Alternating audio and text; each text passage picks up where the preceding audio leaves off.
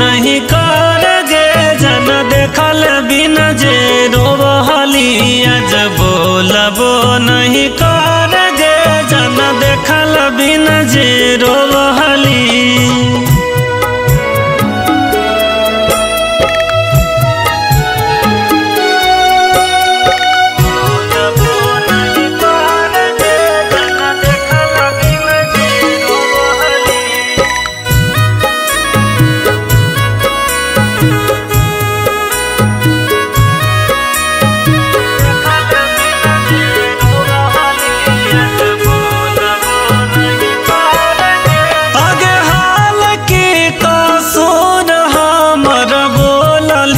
नहीं जान गे आगे देख के तो मुँह मोड़ा ही बन ही अनजान गे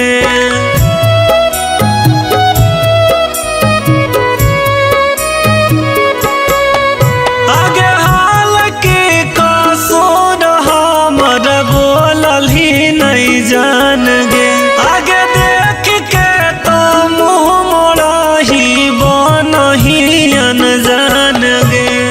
केतना कठोर भेली डोलबो नहीं कर गे जन केतना कठोर भेली डोलबो नहीं कर गे जन देखल बिन जे रोवहली आज बोलबो नहीं कर गे जन देखल बिन जे रोवहली आज बोलबो नहीं कर गे जन देखल बिन जे रोवहली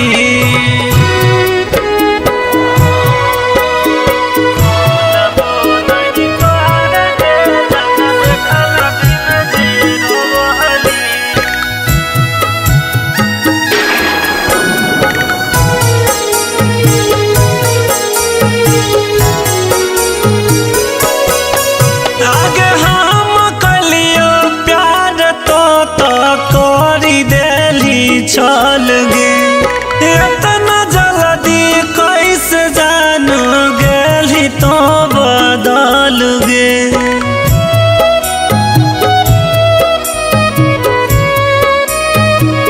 आगे हम कलियो प्यार तो करी देली चल गे जल्दी कैसे जान